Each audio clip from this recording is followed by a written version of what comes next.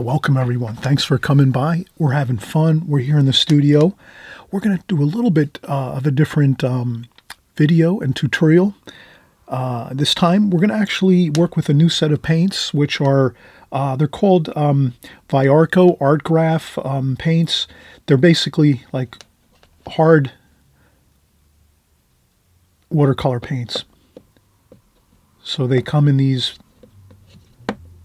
this set of 6. There's also another set we'll see in a little while in the video, so you can watch for that. In a few minutes or so we'll cover that. But we're just starting out here. I just want to show you the finished painting.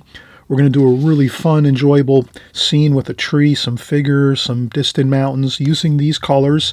And we're also going to cover how you can, prior to doing your painting, if you're working with a new paint set, you can do a set of swatches. So we can just take these here for a second, and in this video, right in the beginning, we're going to do these swatches quick for the first 20 minutes, practice up on our brush strokes, practice drawing some squares, practice our wash techniques, getting a dark value, a medium tonal value, and a light value with these paints. So we'll cover how to do that because it's a little different than our normal paint sets. This is pretty close to the Prang Oval 16 set. So we'll get into all the details in this video, how you can try out a new set of paints. These are relatively inexpensive. I got them on Amazon. Amazon has these. And we're going to have a lot of fun. And this can also really help in your watercolors because these colors are basically in your palette already that you use. But this is just a little bit of a different spin on it. The colors are a little more opaque, thicker. And as far as the opacity, so we'll talk about that too. So we'll cover all the little details, the nuances here in this video of how you can use a new set like this just to get a little bit of a different feel. And that'll also translate really beautifully into your normal paint sets that you already have, because you can just kind of recreate this kind of feel in your artwork.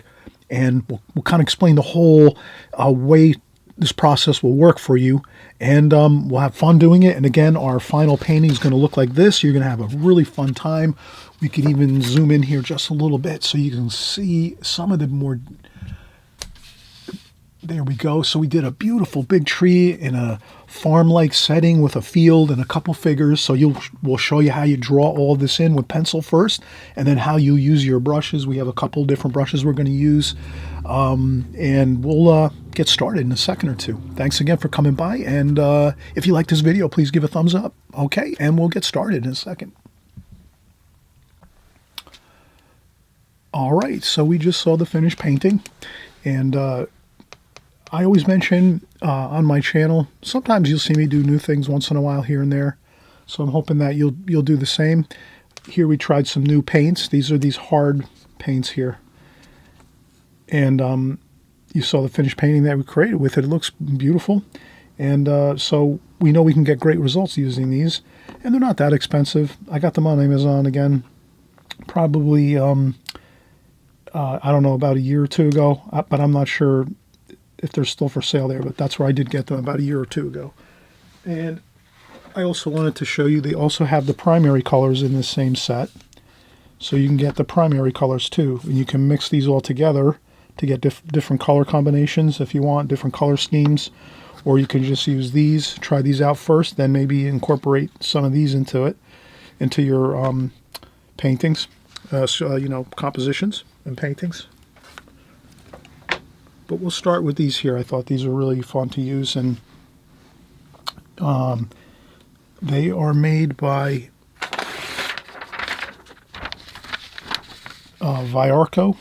So if we looked at this,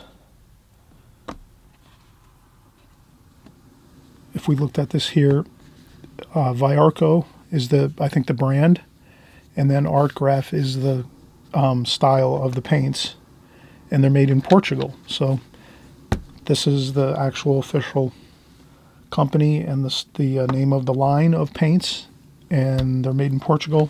That should give you enough. If you do want to try something like this, you'll be able to find it pretty easily. Again, I got mine on Amazon. I think they still have them on Amazon. I'm sorry, I forgot to check. I would have checked for you first and then said that I found them just recently, but about a year ago or so I did get these on Amazon. So anyway, let's continue on here, and what we'll do is we'll get just some simple fresh clean water, and I usually use bottled water if I don't have my water container up here with fresh clean water in my studio. I always have bottled water on hand, so I'll put that in, and I always use 90% of the time I'm always using the Holbein collapsible water containers. Made by Holbein. I use Holbein paints, so they make incredible paints, Holbein tube paints, and they also make these great collapsible water containers. You'll see most watercolor artists use these. Like, these are probably the most popular container I've ever seen all the watercolor artists out there in the world using. I see them all the time, workshops. I see them in the videos and on DVDs of like the pro artists and things, so they use these a lot. These I got on Amazon as well. I buy these on Amazon, and they're very... I clean them and wash them and things, you know, keep them in good shape, but then eventually they kind of get a little bit, after a couple of years you might want to, I change it out. I usually change mine out after 2 or 3 years. And I usually have a number of them. I buy extras, and this way I have one for my go bag for going out and doing outdoor painting. I have one in a couple in my studio, so I always try to keep a couple extra on hand. They're not that expensive. And then, what else we have? This is Holbein. Again, Holbein makes great products, paints as well as art supplies, and this Holbein spritzer bottle. And I got that on Amazon too. And I usually buy a couple, so I have extras. Once in a while, I lose them by accident. I don't know what happens to them. I put them in a duffel bag or something, and I leave them at the park or wherever I'm painting sometimes or whatever. So I tend to forget stuff like that once in a while. So, but here we go. We spritz the paints a little bit, get them a little bit activated for ourselves. And then what we'll do is we'll try out some of these paints, kind of just get a look at what their kind of the colors are, what they look like. You know, you can use any brushes you have. If you're an extreme beginner, you might have your Simply Simmons round brush. I use that all the time. So I use that all the time, especially on the Extreme Beginner series. I always use this brush, and then maybe we could use the Da Vinci travel brush, synthetic travel brush. I use that a lot now, more recently, on my videos. I got this new number 5 with a new watercolor paint box. So it comes with a free brush with the paint box. So I have this. We could use that too as well. Let's try it out here. So let's try out here. We'll start over here with some of the red. Let's do a couple swatches. And we could draw. Let's draw in our swatches. Why not? Let's practice a little bit with our drawing skills. It's always good. Why not? Let's try drawing a couple swatches. Let's do that. We'll do a square there. And we'll do that little bit of red. That looks great. It's kind of like that really like kind of clay looking red. So already we get excited when we start working with these paints, because then we're starting to see something a little different than we normally use with the tube paints or the Prang Oval 16 set. We're seeing more of a richer, exciting color with these. They're just different. They're unique, and they don't look like the normal paints we use normally on my channel. They don't really look like the Oval 16 Prangs paints, and they don't look like the squeeze tube paints. This might look like a light red, like a Winsor Newton or Holbein light red, but it's a little dark for a light red, actually. That looks a little dark. So to me, that looks really nice. That looks like a brick color. Bricks are awesome. They look great on buildings and houses and walls, and they could be used for a lot of things. And let's do another swatch here. And again, we practice our freehand drawing. And let's see, let's try this gold color. Why not? Let's get in there and get that gold color. Wow, look at that. That looks great. And I'm using my normal techniques to do swatches. If I get really fancy, I'll go back to my roots when I always practice my Z stroke like that. Now that's if I want to move quickly in a painting. And then I just...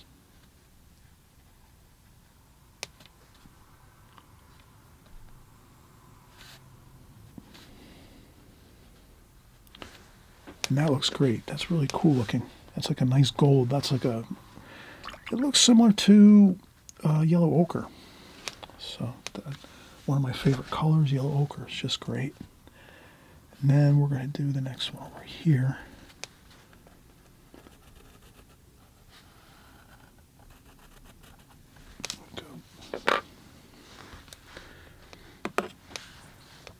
We'll do this orangey color. Let's try that. Kind of a rusty look. I'll rinse off some more paint. And as you can see, what I'm doing here is, let's go with the super rich, thick paint. You know, we spritzed these and got them moist, and then we went in, and you could see how beautifully rich and luxurious this looks. The colors are like they're very opaque, let's say, that's for sure. You can kind of see they're not very transparent. So these are more definitely opaque paints. And what I think I will do is we'll do more swatches under here, and we'll lighten up and add more water, less paint. But right now we're getting the darkest darks you can get with these colors for each of the individual colors. So let's keep moving on here. We'll try some of these darker darks, and I'll try to tighten up a little bit here. We'll try to squeeze in these next three. So we have 6 colors altogether. And that's what I'll do. I'll make these a little smaller, these swatches here. And then we will, over here we'll use, that's like a really beautiful dark brown.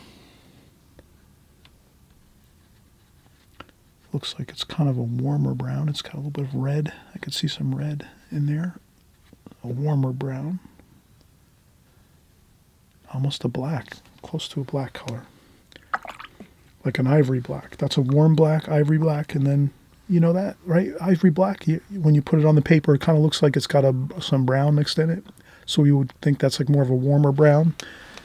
And then Payne's Gray, if you notice, like Payne's Gray, when you take some Payne's Gray straight out of the tube or out of your palette and you put it on some paper or in your palette with some water, you'll notice it's a little cooler looking. Payne's Gray has a little bit of blue in it. So that would be like a cooler black. And then your warmer black is like your ivory black or your lamp black.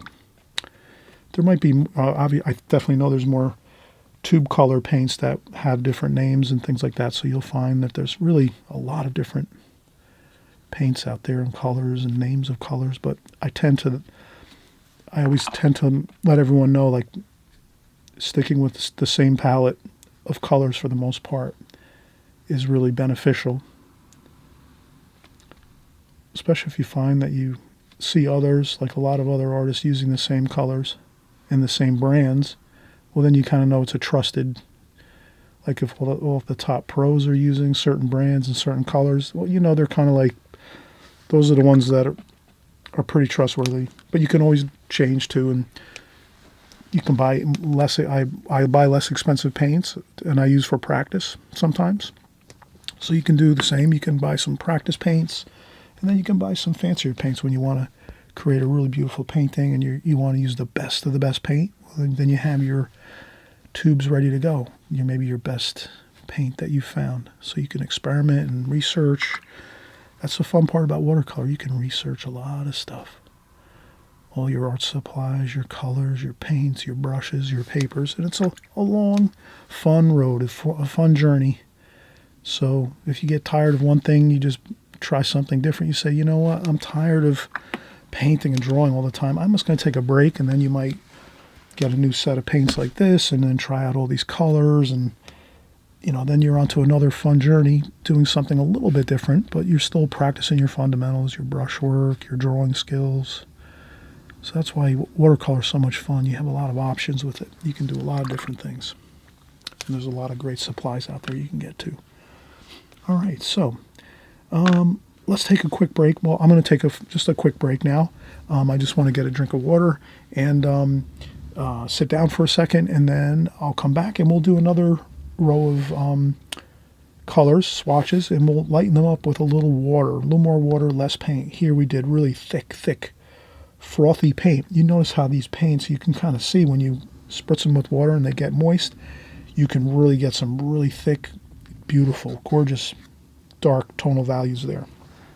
So if you need some powerful darks in your painting, that's all you have to do is get them spritzed, and look how good they look. They're opaque too, so you really get that dark, beautiful quality of it.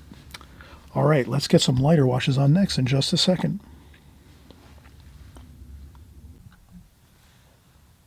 All right, so we're getting back to it here, and I wanted to mention now, if you want to go with lighter washes, you can kind of see how when we were painting these darker swatches, these darker tonal values, darker, richer, thicker paint on these swatches across the top here. Does this make sense? Once you start trying to lighten these up, you're going to need to add water and mix them down a little bit. So you're going to have to add water and kind of make a little bit of like a more wetter mix or a wetter wash. So there's no reason why you couldn't take like a plastic palette like this and then maybe double stick tape this type of paint set right to a palette, like a plastic palette. And then you would have enough room that you can mix like over here in these sections, and you have this taped or double stick tape onto something like a plastic. So whatever you might have, other trays, I know many of you have probably lots of different palettes around your studio and your house and your home that you use maybe over the years, or if you're kind of new, maybe you do have a few like this or something like this. What I'll use is I have this. It's a ceramic palette, so it's ceramic, and I'll hold this, and what I'll do is when we're mixing here, I'll add the colors and then just add the water right in here, so I make a little bit of a wetter wash in this here. So, and that's what we'll do. The only thing is, if you are going to do a finished painting, you're probably going to, and we'll do that in this video, we're going to switch. We're going to take this out and put it in a larger like pan so we'll be able to mix more washes, right? So you can only get the real super dark darks when you're working like this. But if you want lighter washes like we're going to do now, you're going to need to have something similar to this, or like that plastic palette I was just showing, and we'll do something different too. I'll have to look around my studio and see if I can find something that's going to work, but I know I have a couple palettes here and there that we can use, and we can kind of customize what we're doing here. So what I'll do is I'll just we'll do a couple here. We'll do like 3 to start with. We'll do more. 3, like that. We're just trying to get used to the colors right now. It's a new palette, new colors, new kind of paints. Let's not just start using them and not maybe practice with them a little bit, try them out on these small swatches and compositions that we're doing here. So what I'll do now is I'll just take the red, then I'll add a little bit of water, and there we go. We have a lighter wash. Let's try this.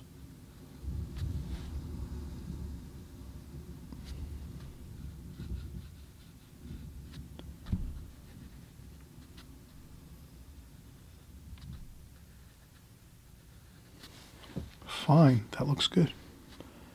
Here we go. Now let's try the gold. A little more water. So I just go into my water bucket, get a little more water in my brush, and then deposit it here. And then we have a lighter. See how that looks? Doesn't that look good? And it's a lighter wash. It looks much like raw sienna or yellow ochre.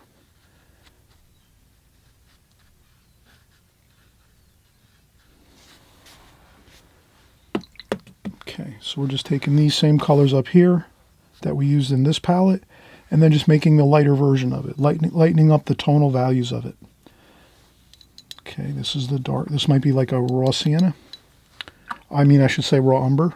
This might be like similar to a raw umber.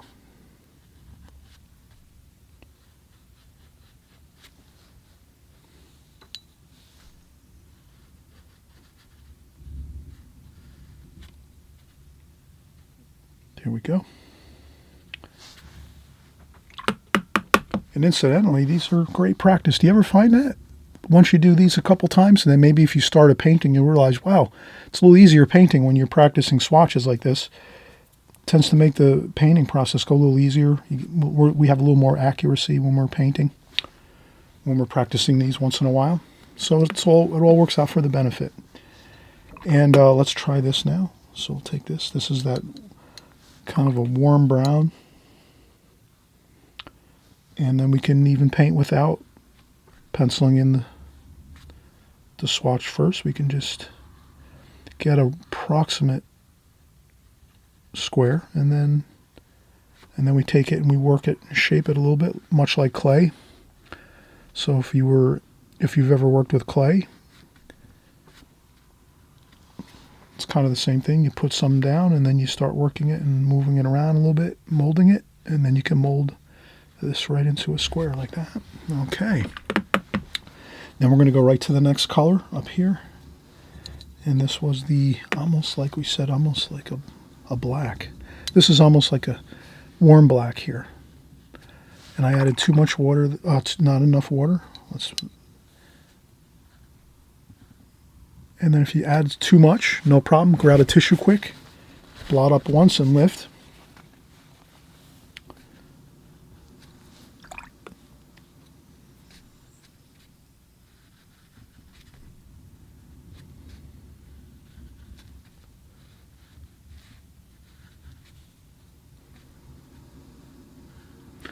And then again, the same idea. Once you get the main portion of the paint onto the paper and an approximate square, then you can just refine it and square up those edges around like that. All right, so there we go. We have that same color transferred down here in a lighter wash. Same thing with this one here. You can see this one's a little more warmer, reddish brown. This one's more of a straight, warmer kind of, I would say it's almost like a black with a warm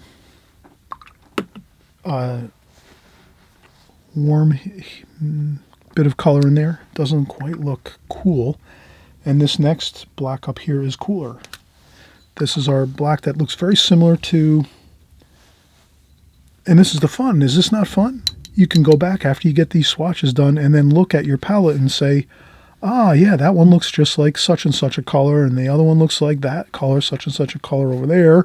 And you can almost, if you wanted to, you can, on your own time, and when you're kind of want to just do some fun work like this, and you're not maybe so keen on doing a painting, you don't want to work that hard maybe, just concentrating and worrying about a painting and doing that whole process, you can always do these, which are like a little easier, but you're still getting a great workout.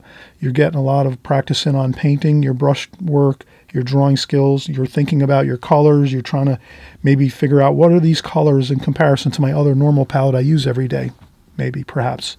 And then you could even jot it down. So we could even look at these and jot down some names of colors. Let's do it. I'll get a Sharpie. Maybe I'll just use a pencil. I think I'm trying to find a dark pencil. Yeah, this one should work. I'm not sure about that. Might not work. Hold on a second. Let's see. This one over here might work.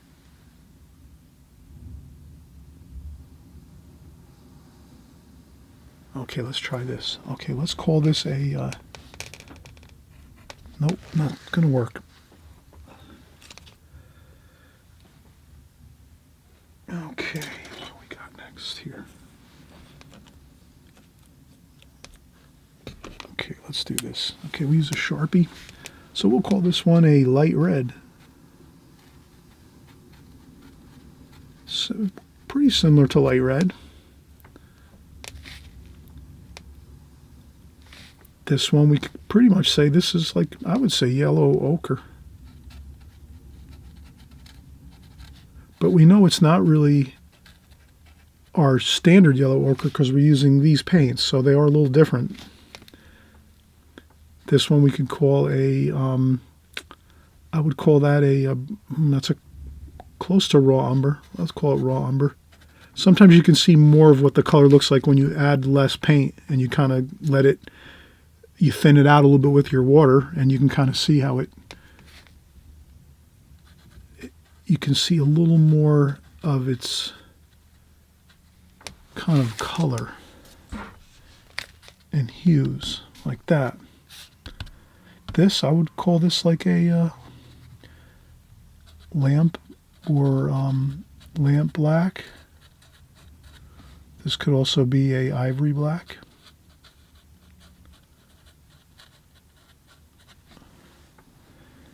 This one I would call this an ivory black too. And I would call this a Payne's gray.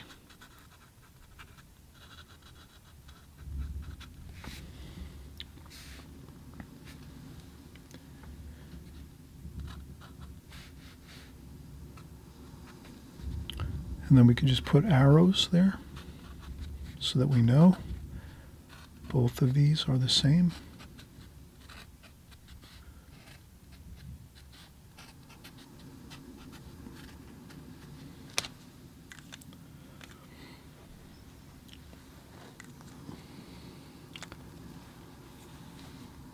All right, let's do one more go across the paper with now very, very light color, lots of water. Let's see what happens. Okay, and we'll do the same thing. Well, here, let's do this. Let's go across with our penciled swatches now. Again, let's do the pencil drawing, and then let's try to, maybe we'll come up with, let's start up here and go across, down, across this way, and back up. Same thing every time. Cross, down, back this way, up. Cross this way, down, cross this way, back up. Cross this way, back down, cross this way, back up. There we go.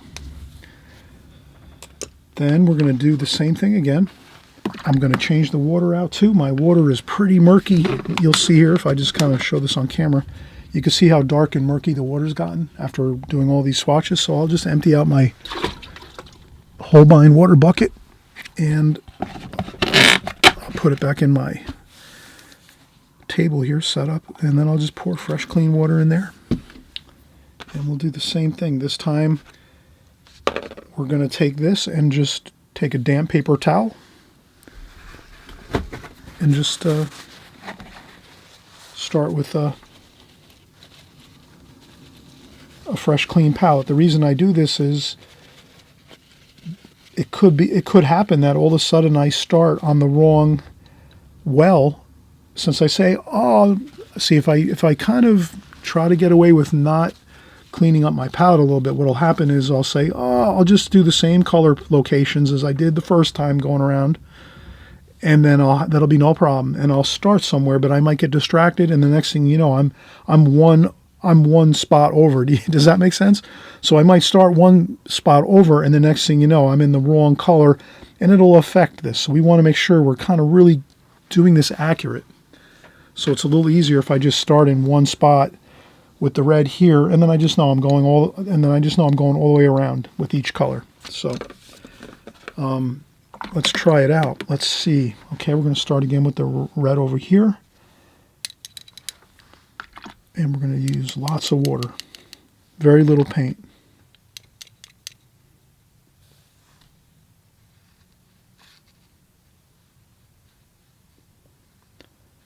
Okay, there we go. So you can kind of see we're getting this really interesting light, dark to light with our washes. And in watercolor, that's so valuable. If you can do that, if you can kind of control your light and darks in your painting, it really enhances your painting so much versus just maybe doing all one tonal value, one tone. Usually in the beginning, I know when I first started, a lot of my paintings looked like the same tone. So a lot of times I didn't have like darks and middles and lights in my painting. I kind of just picked up my paints and my brushes and I started painting, and everything kind of just seemed like it was all of this, maybe like the middle tones. I wasn't getting that many darks, and I wasn't getting some really nice, really lights either in my painting. So they were all kind of looking very kind of a little bit boring looking when I first started. So then I learned, yeah, I've got to get some of those darks in my painting and some of those lights in my painting, as well as those middle tones. So that's why I really have fun trying to recreate this idea of lights and darks for everyone here. Some of you are new, some of you have been painting a while, so maybe you're just having fun hanging out and doing some practicing here on our swatches. There we go. That's the light, very, very light yellow ochre, somewhat. And then here we'll do this one, very, very light. And I just go into my bucket of my water container, and make sure I keep that really, really light. And it's really, here's the key. I focus on this, looking at my palette here, this ceramic palette. I look here and I make sure I'm seeing a lot of water and just a little bit of color in there, and then I go down and put it onto my paper. So if I saw too much dark paint in here, I would lift it up with some paper towel. Let's try it. Like let's say I was trying the next color here, and I said, yeah, we're making it very, very light. Here we go. I would say, oh no, then I start looking at it really close. That's a little bit too dark, I think. So now I would just go. So if you see that where you make a little bit too much dark, that's not a problem. Take the paper towel, lift it up, then just take the brush and go back in. And don't even add any more paint. Just use what's left in your brush, and then you have it. And this will always lighten up a little bit too. You always remember that. Watercolor paint tends to dry approximately 50% lighter than when it looks like when you're putting it onto your paper, and putting it onto your painting. So it will always lighten considerably, except if you're putting it on like this. If you put your paint on like this on your paper, it's probably not going to dry too much lighter. But when you're talking middle values, tonal values like this, or lighter tonal values like this, it will lighten up considerably. And now let's do this next here. So same thing. I turn. There we go.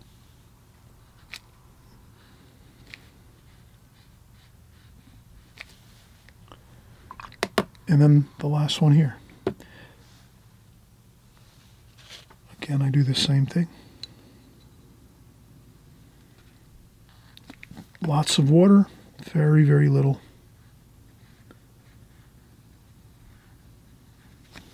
Paint. Okay, so this is really fun. Let's create our painting next. So what we'll do is I'm going to reset everything up. So when we come back, you're going to see a different setup. We're going to have this inside of a pan or some kind of palette, so we can kind of mix the normal way where we have a lot of room to paint and mix our mixes on our washes on our palette.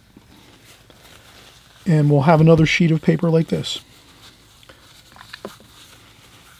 But we'll have this all cleaned off. We'll start with a new fresh piece of paper, and we'll come up with a nice composition that we can use these colors in and see what we can come up with. All right, so we're getting started again, and let's have some fun here. We kind of talked about it right before we left here. You saw I've changed now my configuration of my palette and paints and my paper. I just turned my paper upright into a portrait style, like a vertical style composition or orientation for my paper. And then I used a paint box that I use frequently for larger paintings. I really don't use it on YouTube too much because it's a really large paint box, actually. This is my my metal paint box, which is, again, a large one that I use for larger paintings. So it's my Craig Young paint box. And you probably see that in my book. I always like to mention my book. I don't know if you've purchased my book at this point in time, but I tend to always, it's a really fantastic resource for any watercolor artist if you're just starting out and you're looking to improve your watercolor skills. I have literally, and in the comment section below, I have this linked so you can go to the video that shows you all the pages in this book that I have. So this is my brand new book, and I've got literally tons of paintings, and you can just paint for like years on these. I've got, so many different paintings here. So I'm hoping you'll consider maybe purchasing my book, because I think it's great to practice with. And again, tons of paintings. You can check it out in the link below. This is just recent. I think it's only 2 years now, only a year and a half, almost 2 years now. Coming up on 2 years that I've had this book out and in circulation on Amazon. So if you can go on Amazon, you can just type in Chris Petrie watercolor book, in Amazon, you'll find it. And then there's the link below too if you want to pick up the book on Amazon. And also too, you can just, if you're not sure you want to buy the book because you're not sure how it looks inside, how many paintings are in there, and I totally understand everyone wants to know like what's inside the book before you want to purchase it. So I have a video where I just flip through the book in like 1 minute. In 1 minute's time, I flip through all the pages of the book so you can kind of see all the paintings and everything in the book, even the beginning with all the palettes and the paints and different things like that, diagrams and all that good stuff. So a great resource if you're just starting out in watercolor, even if you've been painting watercolor for a couple of years or even more, or even if you're an old grizzled pro, great time to pick up my book. It's fantastic. It's got just tons of paintings. You can literally just copy all the paintings, and they're fun to do. And I have all the descriptions of how you're going to paint each one, so you don't have to worry. And then so what I did was here I took the artist tape, and you do the old, you take off a piece about 5-6 inches and you just fold it over like this, and then you set it down on the palette. And then I took my this paint here and I just set it on the palette onto my tape, and this way it sticks to the palette and it won't move. And of course I tape down my paper as I always do.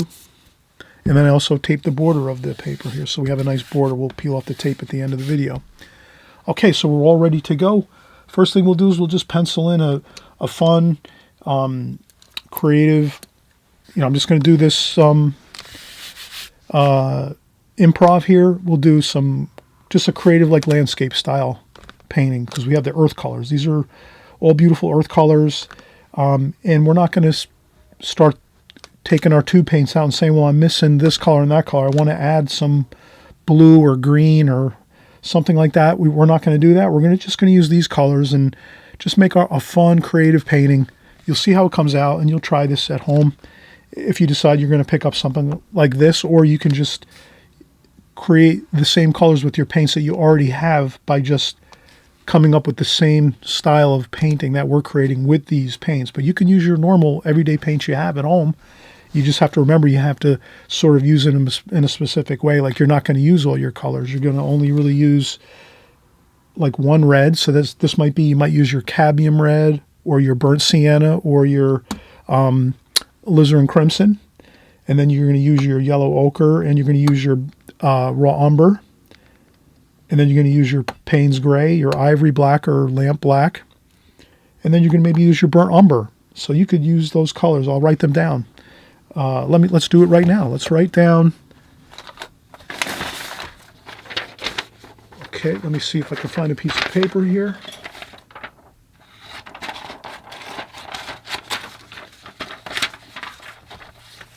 Okay, let's get organized with our watercolors and what we're doing here. So what I'm saying is, some of you are going to want to create this painting right away, and you're not going to want to wait a week or two until you maybe purchase this.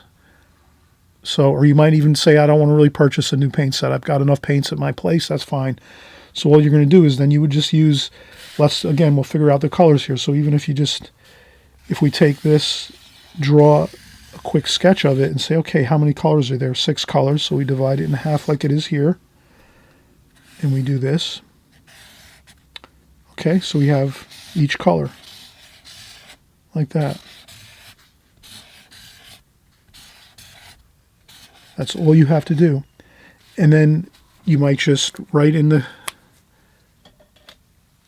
boxes the colors that we're calling these colors, something very, very close to them colors we normally use on my channel all the time. And you know me, I'm here every week, every weekend we're painting. So you probably see my normal palette for the last 5 years or whatever. If you've been here for many years, if you're here for the first time, welcome. It's great to see you here. Hope you're going to keep coming back. We're having lots of fun here. So we were going to say, like, let's call this either a cadmium red, cad red, or alizarin crimson. Could be also a burnt sienna. So you could use any one of those 3 reds. Then this one here is pretty much, you can use, I would say either raw sienna or yellow ochre. Like that. This one up here, I would consider that raw umber.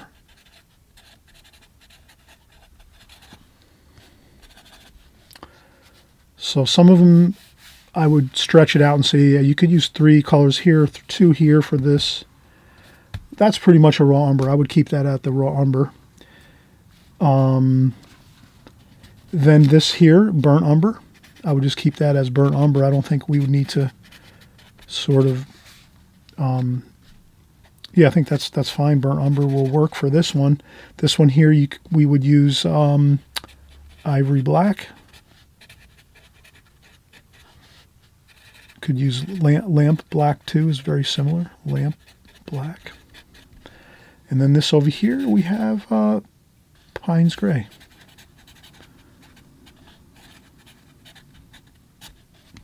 Okay, so this here, you can stop the video right now, hit pause, and you can write these down. And then you'll have it. So then when you go, you just take out, or you just use your normal palette, and you just remember you want to use these colors. You might actually just take your tube paint. You might take your tube paint and then find all these colors in your, in your studio, and say, okay, I'm going to grab each one of these colors, and then you take a separate palette, and you just squeeze those into your palette so that you have them in there, like an extra palette if you can do it. Or you can just use some tape and then put some masking tape over the colors of your palette that you don't want to use. If you want to do it that way, you could do it that way too. But that's the colors we're going to use, that's pretty much what these colors are in essence, like close to these. Okay, so now we're really getting ready. We're going to do our drawing. Okay, so we're going to get our pencil here, and again, just a fun type of landscape type painting with maybe a tree and some mountains. So what I'll do is I'll draw here about 1/3 of the way down is going to be our distant horizon line where the distant hills are, like that. 1/3, 2/3, 3/3. So we're dividing the painting in thirds, and we're going to take the bottom third here. And like we said, we like to use space divisions, even though they don't look great on camera. It kind of makes it like a little dark spot there on the tape. Doesn't always look great on camera, but it really kind of just explains that we're dividing this in 3 locations, 3 divisions. And the bottom division is going to be our ground area. And then let's make a happy tree over here. Okay, so we're just going to do some tree limbs like this. You don't have to be too fancy with it. Some tree limbs like this.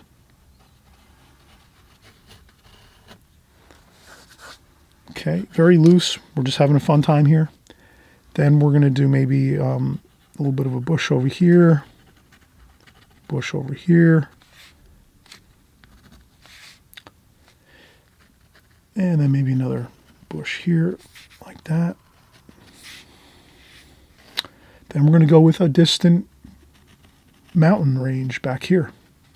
We'll make that purple. Okay, so that's some distant purple mountains back here. That'll give us some really nice depth. And then we'll just go with a really fun, free sky. We're going to do that. And then maybe here is going to be our foreground with some earth colors. We're not going to get too fancy with that. Kind of leave this very simple. We're just going to go with a simple composition here. Nothing too extravagant. Okay, so what I'll do now is I will take... Let's see what brush I'm going to use here. All right, I might use a round brush, a good size round brush like this. But actually, you know what I'm going to do now? I'm going to actually get a larger brush. Hold on a second.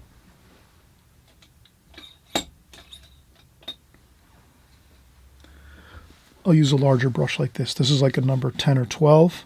It's a number 12.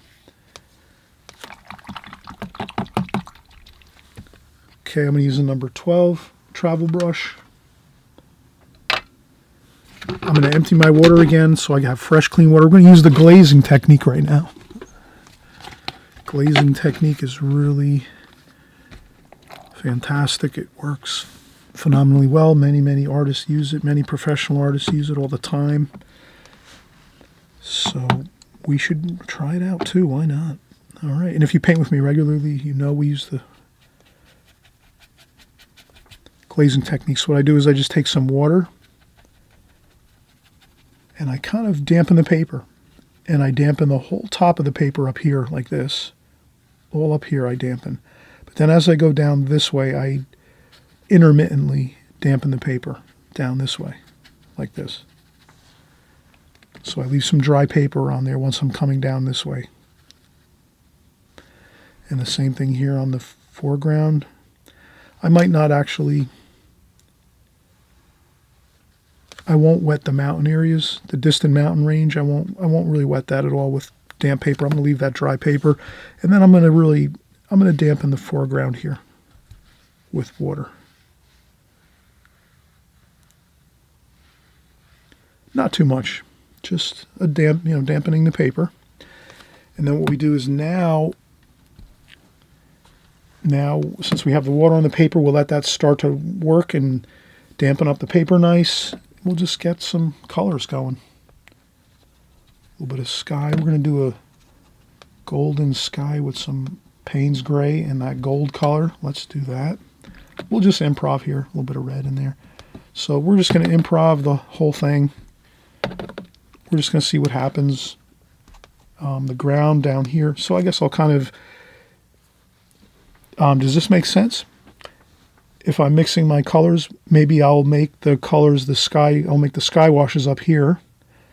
I'll make the washes for down here, right here.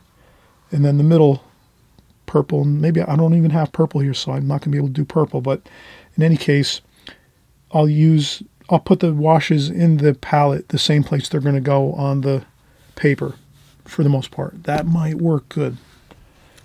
We can try it out and see if it works. Okay, that's that there. A little bit of gold, a little bit of that Payne's gray. Okay, it's going to be a stormy kind of sky. And then some ground. We'll have some earth tones down here, brown and red. With a little bit of that mix too. We want to kind of mix all the colors together.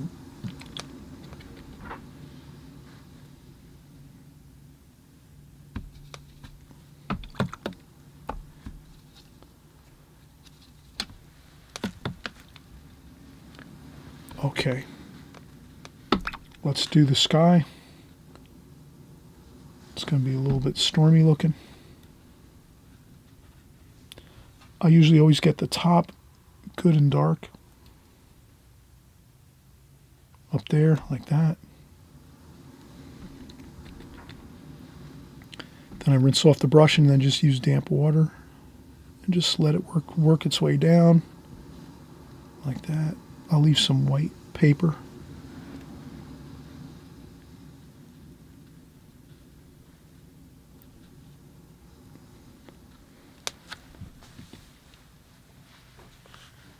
And watercolor does great, exciting things when we just let it work its own magic.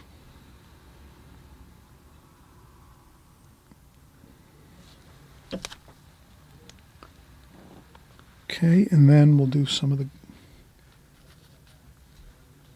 ground area here.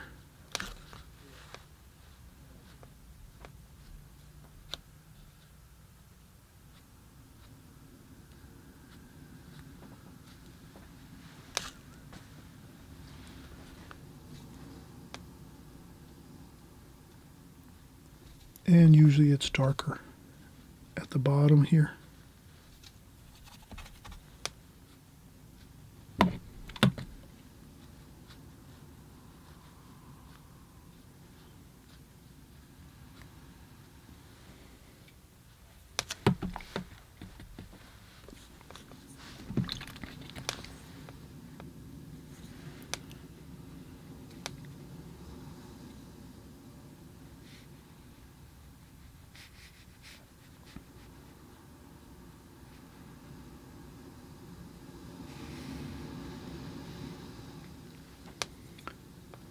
And then we always remember now when we're doing this wash here, we're going to go over with darker washes on top of this. So don't worry, you're gonna fine tune your painting later after you let this dry. So this is only the first wash we're doing right now.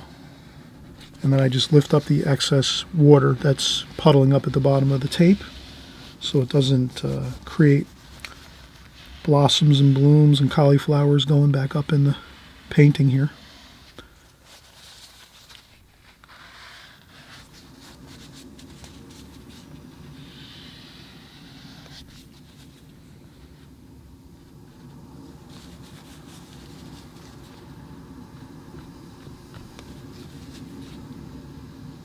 And then I lift up that puddle of water in the middle of the paper. Lightly, I dab it.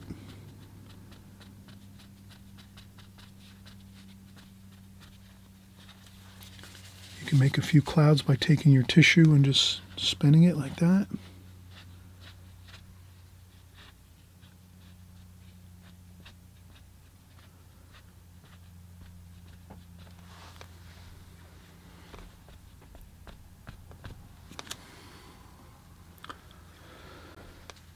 All right, we're going to have some fun with this.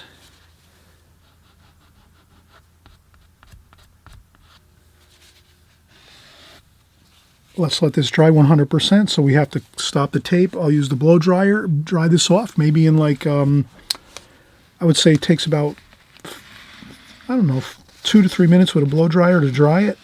Or you can let it dry naturally for like maybe 3 or 4 hours. Depends how warm the area is that you're working in. But let's get started again. But we have to let this, that's the main thing right now. When you're at this level here, or you're at this stage in the painting, the most critical thing is right now you have to let this dry 100%, because we're going to go back and do our darker darks on here. And if we go back in while this paper is still damp or wet at all, it's going to just, the paint's going to just smudge and make terrible looking marks. So we don't want to, we spent all this time working really hard to get this beautiful first wash on. That's when we have to let this dry 100%. So we're either blow drying it off 100%, or we're going to let this dry 3-4 hours or overnight, or even longer than that. You can let this sit a week and then come back and start working on it again. It doesn't have to be done, but at least at minimum it has to dry. If you're not using a blow dryer, you would have to let this dry like at least, I would say 2 hours maybe. You could check it as it goes and you'll kind of see how it dries, but that's really the key, letting this dry really well to the point where it's really, you could touch it and it won't have any dampness to it at all. All right, let's come back in a few minutes and we'll finish up. We're almost, we're 80% completed now. We're just going to do some darks here with our little bit of a tree and some mountains and some bushes, and I think we're fine. We're going to have a gorgeous painting here. All right, so let's come back in about, I don't know, 5 minutes or a couple hours. It's up to you. Be right back.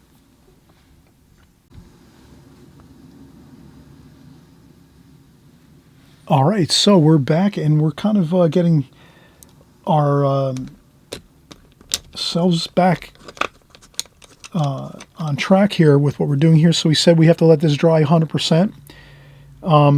And actually, I went and did a few things and came back into my studio here, and I realized I didn't actually dry this with the blow dryer. So I do have to stop the tape one more time, but you probably won't notice that.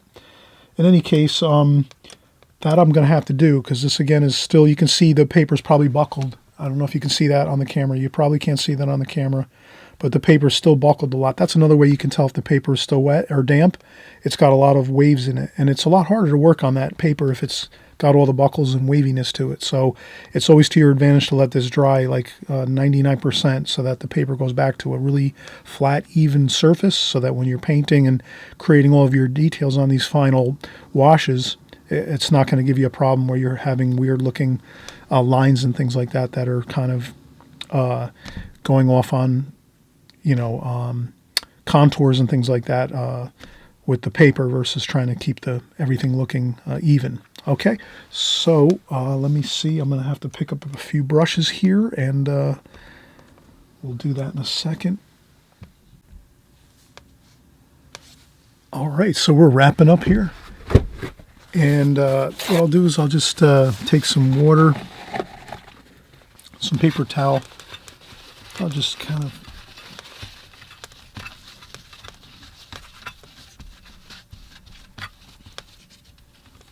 dry up the palette. So I wanted to kind of dry up the palette a little bit, get the puddles, any puddles that were in there, I wanted to get those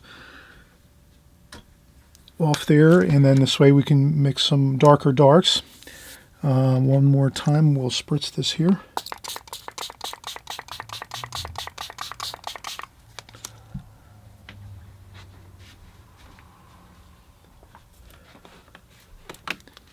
And I think that's about good. Let's see if we can get some darker paint here. So I'm going to use a smaller brush now. I think I might shift down to something like this. This is a number 5 travel brush, synthetic. And then what I'll do is I'll try to get the colors for the tree.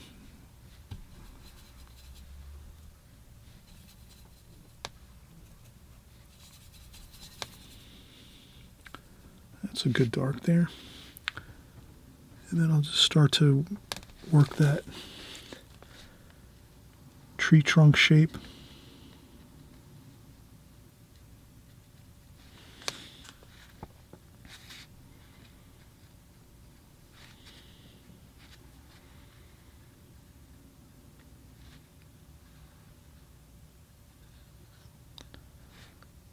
And again, here it's just a matter of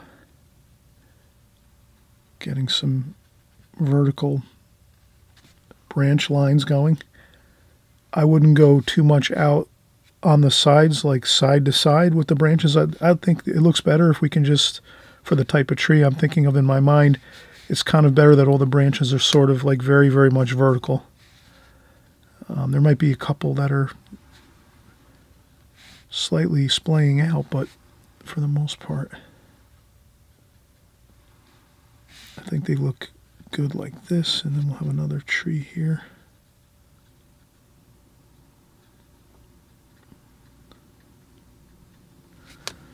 Like that, and then I think that's pretty good like that. A couple darker darks there, and I think that's pretty good.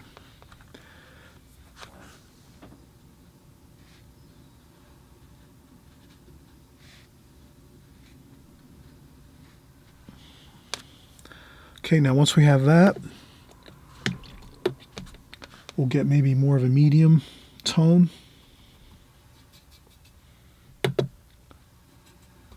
Not quite as dark as the up here, but about that. That looks pretty good. A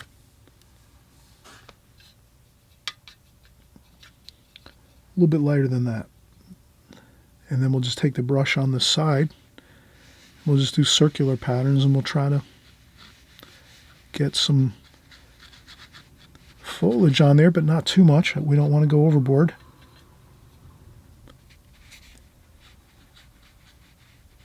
We want to leave lots of space in between all the leaves that we have on the branches here, like that.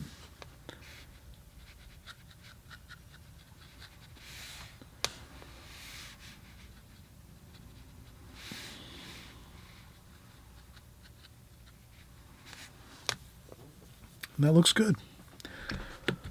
I wouldn't fuss around too much more. That'll tend to get us in trouble a little bit. And then let's do the lighter wash of the distant hills. And since we're not going to use any blue or green, we're sticking all with the earth tones here. Let's just get that lighter wash back here like this. So that's like a middle tone, a light to middle tone here, tonal value. And we'll just go right along there. Across there. You can go across those bushes. The bushes are going to be darker.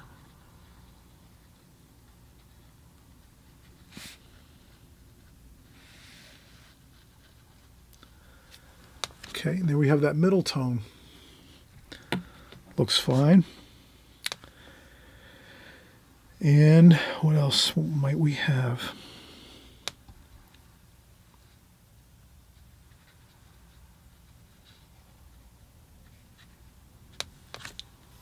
A little bit of lighter tonal values maybe. Just to touch a few here and there. Let's get those bushes in.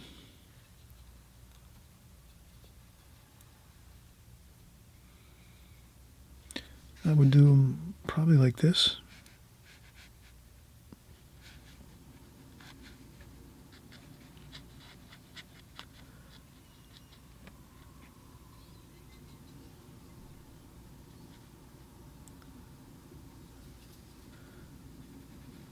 So I kind of just work with the best way I know to get the feel for things. So using the brush on the side and lifting up like this for the bushes seems to be better. It works kind of good. Like that. Make a little, maybe a few areas a little more dark. Kind of like modulate the darks and the lights. And again, this is a composition. It's fun. You can try this numerous times.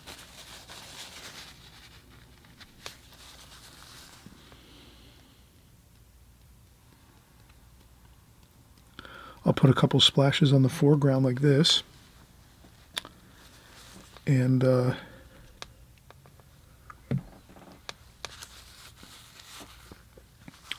I might take a medium-sized brush. So I kind of use three size brushes here.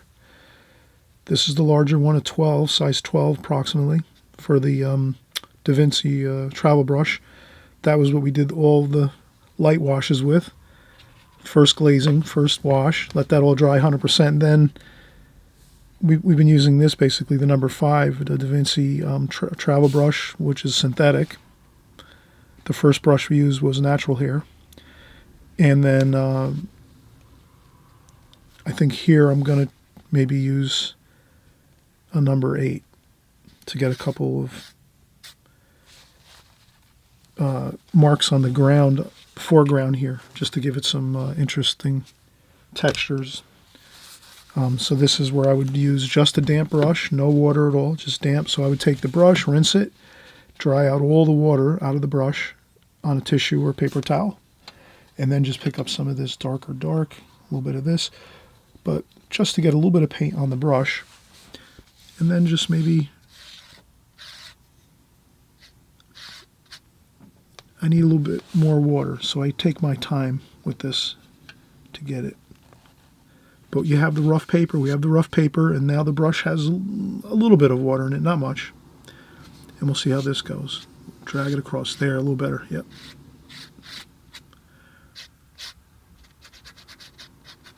Like that, just to get some texture there and some angles, give some movement to the painting. And then we can do a couple darker darks, and then we can get this going, the darker paint, straight paint, a little darker tonal value, and that's where maybe we lift up and do a couple of these here, like that. Just some little darker darks.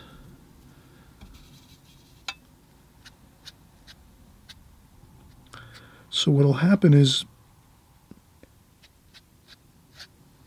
you'll see more details and darker tonal values and darker colors here in the foreground closest to us. So this is if we're standing here in this scene.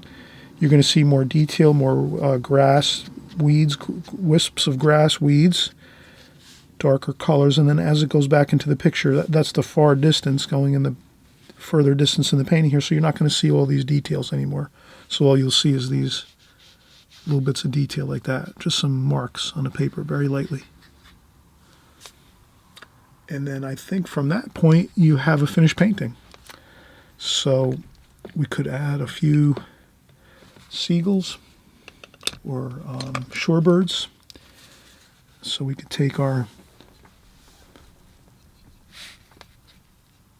very, very fine brush. This is a Jack Richardson Series 7130.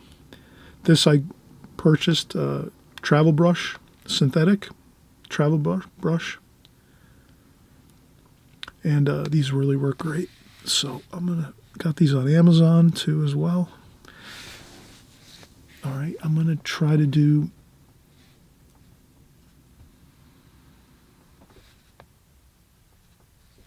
okay.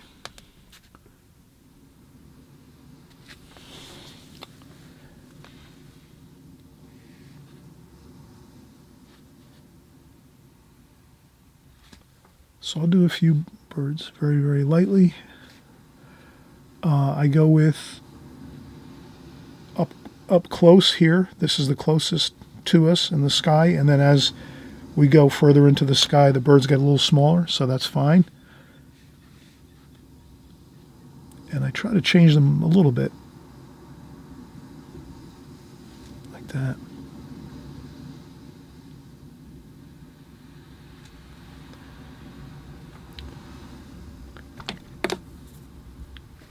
And then if you think one doesn't look great, you can just blot up a little bit with a tissue and just lighten it up a little bit and readjust it possibly a tiny bit.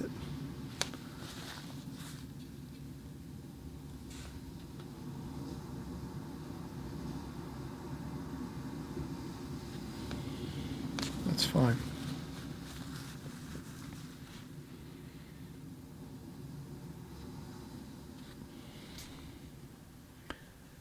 And then we can do a couple figures too.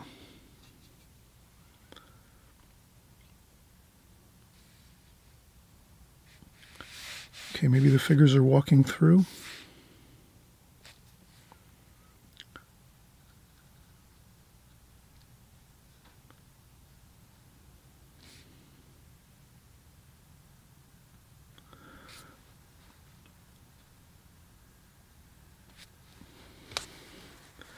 They might just be standing, looking at the scene. Let's make a little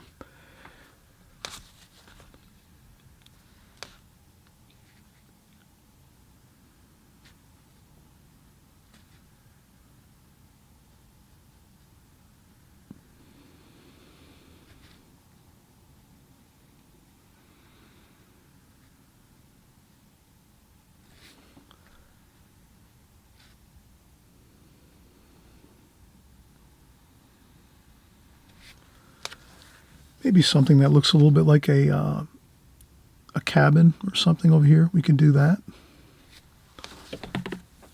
And just a suggestion of a cabin or something. And then there's another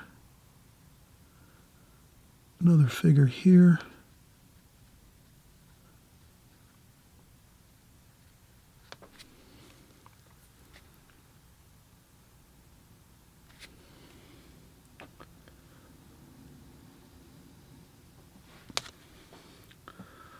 All right, so we've done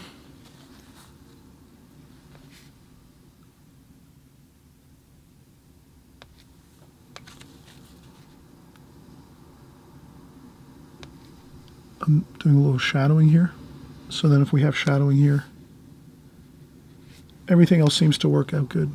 With the shadowing, I don't think we need to add any more shadows anywhere. Just a little bit for the figures here. And again, we've done a wonderful job here of starting out, trying out some new paints. First thing we do, break them out, get some swatches done, have a great time with it. Then next we created a painting, just a quick composition using just these colors, and we can do numbers of these paintings just using this very limited palette. Basically, this is basically just really earth tones, essentially, for the most part. And I think it looks fantastic. Let's take the tape off here. So you'll do the same. You can change your composition around. You can make different ideas, be as creative as you like. Maybe you start out with an idea of a cabin first, and then maybe you're not going to make a large prominent tree like this. Maybe you'll make a cabin as like the main feature, and then maybe something, different, maybe some smaller trees or bushes and not. So it's all up to you. You can create and be inventive as you like. But I think this is a real fun painting to do, composition to do. And I'm glad you're joining along with me every week.